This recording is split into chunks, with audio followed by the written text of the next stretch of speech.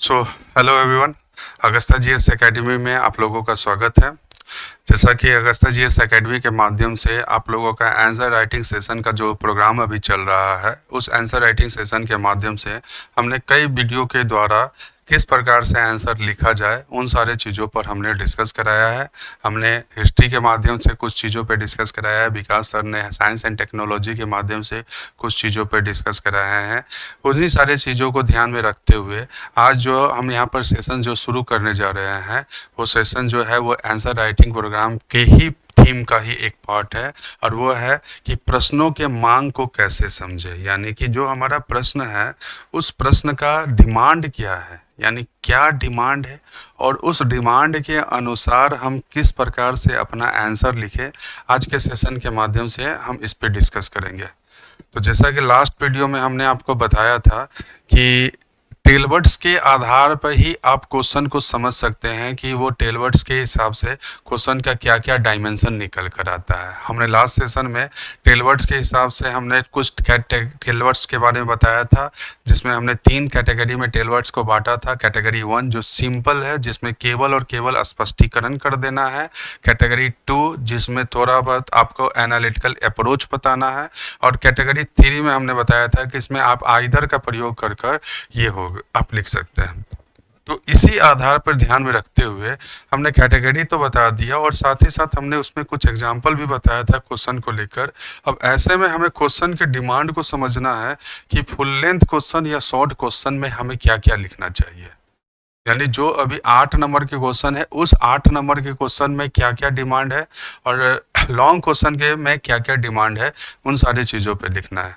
Question का structure हमने कई बार आपको बताया है कि क्वेश्चन का जो स्ट्रक्चर होता है, आंसर का जो स्ट्रक्चर होता है, वो इंट्रोडक्शन, मेन बॉडी और कंक्लूजन है। और यही अगर हम देखें तो मुख्य रूप से अगर देखें, एक सेकंड में आपको बताना चाहूँगा, ठीक है। तो ये अगर हम देखें तो कुछ चीज़ों पर मैं यहाँ पे डिस्कस करवा रहा हूँ। जैसे सपोज कर लीजिए,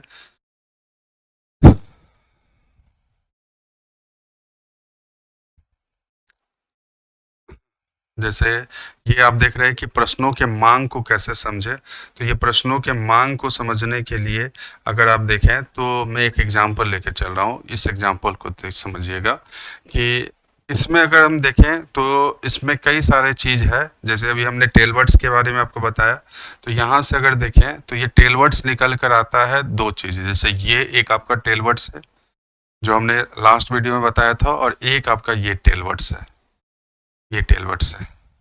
अब ये क्वेश्चन के मांग को समझने के लिए, जैसे हमने आपको टेलवर्ड्स के बारे में बताया कि टेलवर्ड्स में कैटेगरी 2 वाले में जो टेलवर्ड्स है थोड़ा एनालिटिकल अप्रोच का है। तो यहाँ पर अगर देखें तो ये कैटेगरी 2 वाला में आ जाता है। तो यानी ये जो क्वेश्चन का डिमांड है ये कैटेगरी 2 का है। ये क्वेश्चन का जो डिमांड है, ये क्वेश्चन का डिमांड का एक अलग रूप निकल कर आएगा। और ये जो क्वेश्चन का डिमांड है ये कैटेगरी 1 का है। तो लास्ट वीडियो में जो हम कैटेगरी 1 और कैटेगरी 2 आपको बताया है, तो यहाँ पर हमने बताया कि कैटेगरी 1 वाले जो क्वेश्चन होते हैं उसमें केवल और केवल स्पष्टीकरण कर दीजिए। अब हम यहाँ हमें नहीं पता है कि ये क्या है, ये क्या क्वेश्चन है, आप नहीं जान रहे हैं कि ये क्या है। बस इतना तो जान चुके हैं कि इसमें हमको स्पष्टीकरण कर देना है। तो ये जो क्वेश्चन पूछ रहा है कि स्वतंत्रता संघर्ष पर इसके प्रभाव का वर्णन करें, यानी राष्ट्रीय आंदोलन पर इसके प्रभाव का, यानी किसके प्रभाव के बारे में पूछ रहा है, चंपारण सत्याग्रह का। तो इसके जो भी प्रभाव का पड़ा, इसका आपको क्या कर देना है, स्पष्टीकरण कर देना है। हमने लास्ट वीडियो में आपको बताया था स्वतंत्रता संग्राम में चंपारण सत्याग्रह का कई प्रभाव पड़ा। जैसे चंपारण सत्याग्रह से किसानों की एक तरह से क्या हुआ, लामबंदी होना शुरू हुआ। तो स्वतंत्रता संग्राम में ही किसानों का जुड़ाव हुआ। स्वतंत्रता संग्राम में गांधीवादी रचनात्मक कार्यक्रम जो चंपारण सत्याग्रह में देखा गया, वो सभी राष्ट्रीय आंदोलन में देखा गया। उन सारे चीज़ों का स्पष्टीकरण कर देना है विभिन्न विभिन्न एग्जाम्पल के माध्यम से। यानी यह जो पोर्शन निकल कर आ जाता है केवल और केवल स्पष्टीकरण के माध्यम से हो जा रहा है। और ये जो क्वेश्चन है चंपारण आंदोलन का मूल्यांकन करें, तो ये आपका कैटेगरी 2 वाले हैं। अब मूल्यांकन में आप कई सारे पॉइंट को आप इसको मेंशन कर सकते हैं। जैसे अगर हम दोनों को अगर देखें, इस क्वेश्चन को समझिएगा, इसका आंसर ही मैं आपको फॉर्मेटिंग करवा देता हूँ इस क्वेश्चन का। जैसे इस क्वेश्चन में हमने बताया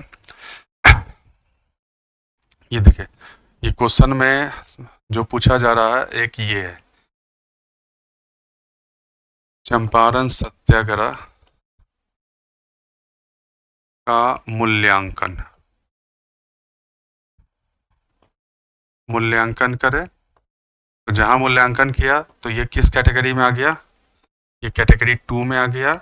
यानी यहाँ पर थोड़ा आपको एनालिटिकल अप्रोच बताना होगा।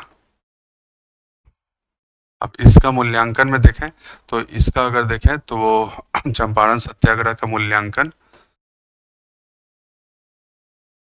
चंपारण सत्याग्रह का मूल्यांकन किस प्रकार से करेंगे, तो इस क्वेश्चन का फॉर्मेटिंग देखिए कैसे होगा। इस क्वेश्चन में अगर देखें, यानी कि मैंने आपको बताया था कि ये क्वेश्चन जो है प्लस स्वतंत्रता संघर्ष में, स्वतंत्रता संघर्ष में प्रभाव, ये तो एक डायमेंशन तो ये बना। यानी कि अगर फुल लेंथ क्वेश्चन है तो कुछ क्वेश्चन का पार्ट तो ये चंपारण सत्याग्रह वाला हो गया, यानी 50% चंपारण सत्याग्रह पे लिख देना है और 50% स्वतंत्रता संग्राम पर लिख देना है। तो जहां पर चंपारण सत्याग्रह आया तो ये चंपारण सत्याग्रह में हम इसके कारण, चंपारण सत्याग्रह का स्वरूप शॉर्ट में, और जो मेन थीम है ये मूल्यांकन, ये ज्यादा, ये ठीक है। तो ये आपको निकल कर आता है मूल्यांकन। तो मूल्यांकन अगर हम देखें तो चंपारण सत्याग्रह का मूल्यांकन निकल कर आएगा कि इस सत्याग्रह ने किसानों के बीच में वर्गीय चेतना का विकास कराया। इस सत्याग्रह ने किसान सभाओं को, किसानों को संगठित करने का प्रयास किया, संगठित करने का प्रयास किया। इस सत्याग्रह ने किसान सभाओं का उदय कराया। इस सत्याग्रह ने लक्ष्य निर्धारित, लक्ष्य निर्धारित, लक्ष्य निर्धारित, ये अब ये सभी चीज जब क्लासेज आपकी चलेगी तो पूर्ण तौर पे मैं इस पर डिस्कस करूंगा भाषाई रूप में। फिलहाल समझिए ये की पॉइंट है। तो ये इसका मूल्यांकन निकल कर आता है, स्वरूप अलग है, मूल्यांकन अलग है। अब इनका क्या प्रभाव पड़ा ये आपको डिपेंड करता है स्वतंत्रता संग्राम में। तो प्रभाव इनका क्या हुआ, तो स्वतंत्रता संग्राम में जो किसानों में वर्गीय चेतना हुआ, इससे क्या हुआ, किसान अपने आप को किससे जोड़ लिए, राष्ट्रीय आंदोलन से। किसानों का जुड़ाव किससे हुआ, राष्ट्रीय आंदोलन से। लक्ष्य अगर देखें तो राष्ट्रीय आंदोलन में भी इससे प्रेरित होकर लक्ष्य, जैसे तिनकटिया पद्धति की समाप्ति चंपारण सत्याग्रह का लक्ष्य था, उसी प्रकार से भारत में अनेक अनेक आंदोलनों का लक्ष्य जो है वो पहले निर्धारित कर लिया गया। चाहे वो असहयोग का स्वराज की प्राप्ति हो, सविनय का पूर्ण स्वराज की प्राप्ति, यानी लक्ष्यों का निर्धारण हुआ। इसके अलावा स्वतंत्रता संग्राम में अगर देखें तो इसका प्रभाव पड़ा रचनात्मक कार्यक्रम का। स्वतंत्रता संग्राम में अगर देखें तो गांधीवादी राजनीति का शुरुआत, ये सभी जो है ये इसके मूल्यांकन के संदर्भ में निकल कर आता है। तो ये अगर देखें तो ये आपका क्वेश्चन का जो डायमेंशन जो पूछा जा रहा है वो आपका निकल कर आ रहा है। कैटेगरी 2 और कैटेगरी 3, कैटेगरी 1 दोनों को अगर मिला दे तो ये आंसर निकल कर, यानी एक पार्ट थोड़ा सा टफ है और एक पार्ट इजी है। ये चीजों को आपको ध्यान में रखना है। उसी प्रकार से एक और हम एग्जाम्पल लेके चल रहे हैं, ठीक है। अगर ये देखें तो ये बहुत सिंपल क्वेश्चन है, ये बहुत सिंपल। आप इसमें बोलिएगा सर इसमें तो कोई कैटेगरी ही नहीं है, इसमें तो कुछ लिखा ही नहीं है, लेकिन आप देखिए तो ये एकदम सिंपल है। क्या, क्यों, ये सब जितना चीज शब्द आता है, क्या था, क्यों थे, ये सभी चीज क्या थे, क्यों, कैसे, अगर प्रश्न में ऐसे शब्द लिखा हुआ है क्या, क्यों, कैसे, तो ये सभी मान के चलिए कि ये सभी किस श्रेणी में आ जाएंगे, तो कैटेगरी 1, यानी कैटेगरी 1 के श्रेणी में आएंगे। और जैसा ही कैटेगरी 1 के श्रेणी में आ रहे हैं तो हमें क्वेश्चन को क्या कर देना है, आंसर को, क्वेश्चन को केवल और केवल स्पष्टीकरण कर देना है। समझ में आ रहा है। तो इस क्वेश्चन का अगर देखें तो इस क्वेश्चन में पूछ रहा है संथाल विद्रोह के कारण क्या थे, तो कारण क्या थे, तो इसका स्पष्टीकरण कर दीजिए। तो स्पष्टीकरण, जितना संथाल असंतुष्टि है वो सारे संथालों असंतुष्टि को आप बता दीजिए, चाहे वो भूराजस्व नीतियों का आरोपण हो, चाहे वो शोषककारी तत्वों का प्रवेश हो, चाहे वो मिशनरियों का आगमन हो, चाहे इनकी परंपरागत पद्धति में हस्तक्षेप हो, ये सभी जो स्पष्टीकरण है संथाल असंतुष्टि। दूसरा पक्ष पूछ रहा है उसकी विगति का परिणाम क्या है, यानी कि विद्रोह का स्वरूप, गति का मतलब स्वरूप के संदर्भ में ही बात कर रहा है, और परिणाम,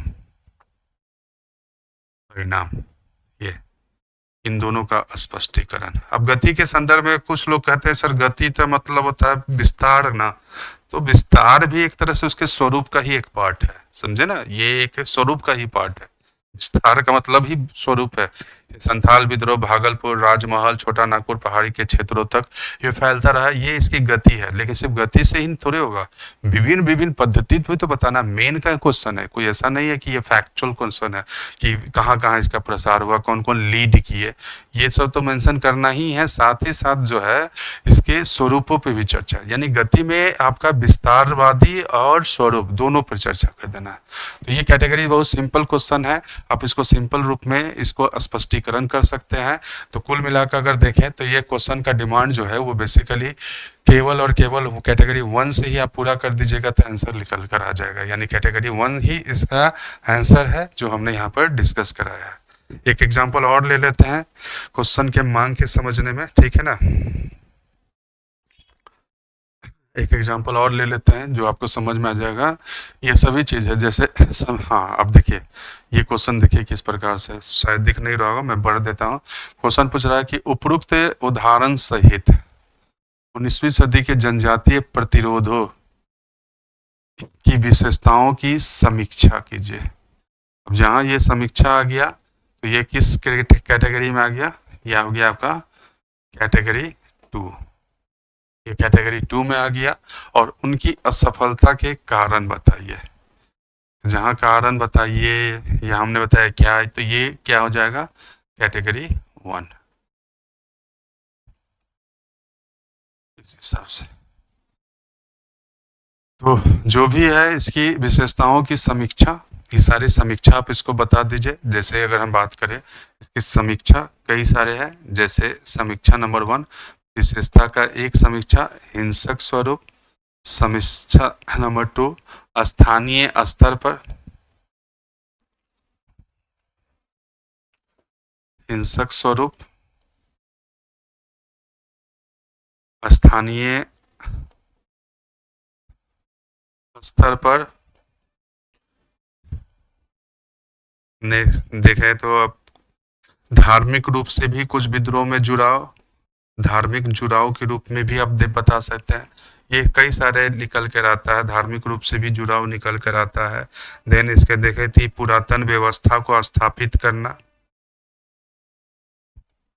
पुनर्स्थापनावादी दृष्टिकोण से प्रेरित होना,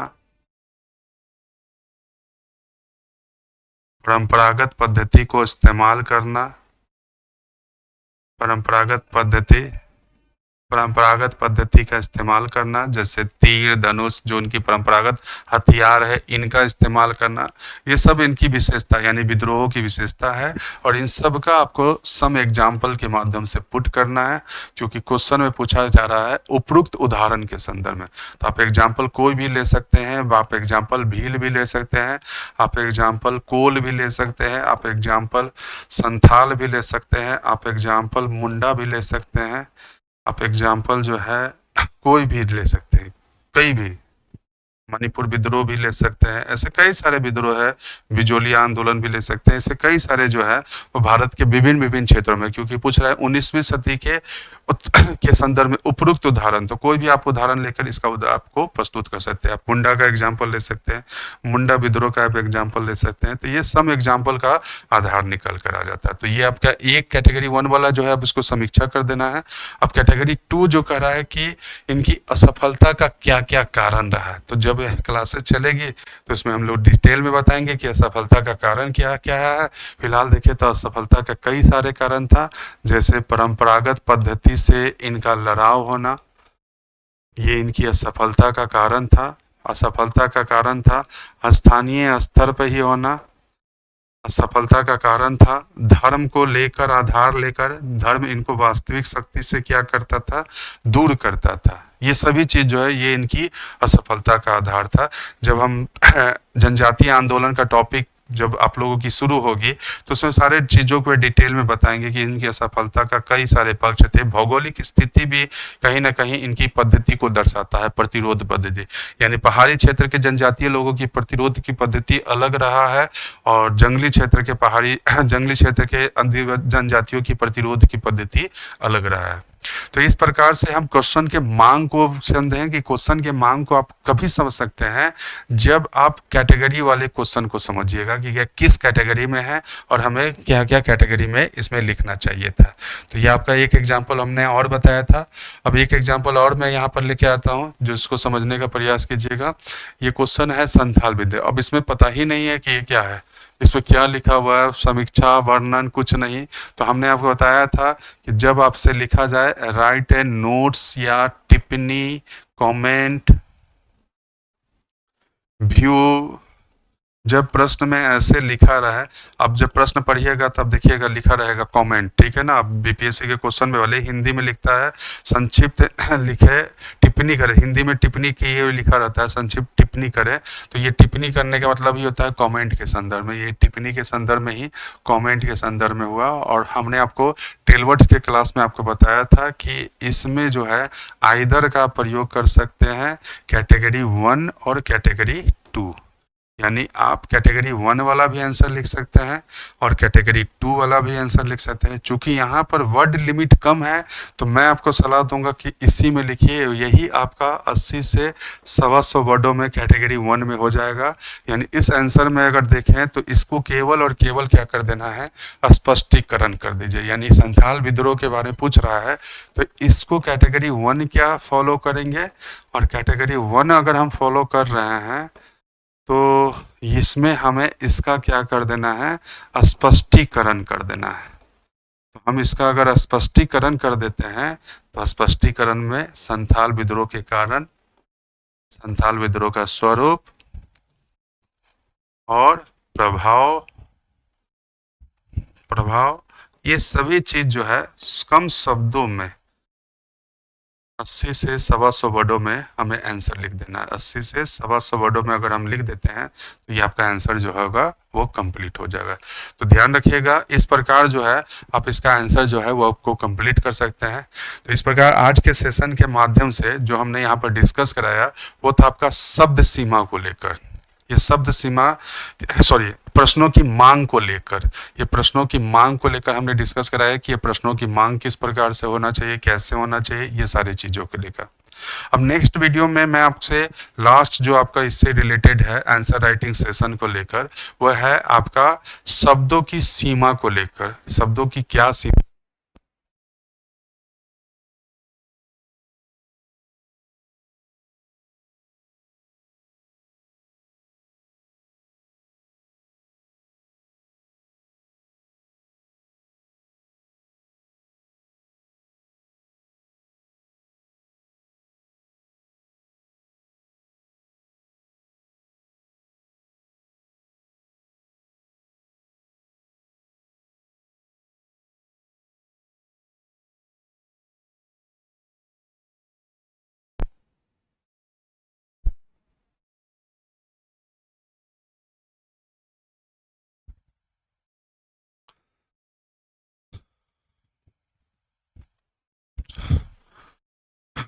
सो थोड़ा सा ये लाइट फ्लक्चुएट हो गया था इसीलिए लाइट चली गई थी, तो उम्मीद करते हैं आवाज़ आ रहा होगा आप लोगों का। तो हमने ये बताया कि शब्दों की प्रश्नों की मांग क्या है, ये प्रश्नों की मांग किस प्रकार से होगा, ये हमने आपको यहाँ पर डिस्कस कराया था आज के सेशन के माध्यम से। अब नेक्स्ट सेशन के माध्यम से जो हमें डिस्कस कराना है वो डिस्कशन है आपका शब्द सीमा, यानी हमारे क्वेश्चन का शब्द सीमा क्या हो, हमारे शब्द यानी कि जो लॉन्ग क्वेश्चन पूछा जा रहा है वो लॉन्ग क्वेश्चन का क्या शब्द होना चाहिए, शॉर्ट क्वेश्चन का क्या शब्द होना चाहिए, इन सारे चीज़ों पर जो है वो नेक्स्ट सेशन के माध्यम से डिस्कस करेंगे। हमने आप लोगों को बताया है कि आप लोगों का एक प्रज्ञान बैच जो है वो आप लोगों का शुरू होने जा रहा है। ये प्रज्ञान बैच जो है वो मैं एक बार फिर से इसको डिस्कस करा देता हूँ कि ये बैच जो है ये जो प्रज्ञान बैच है,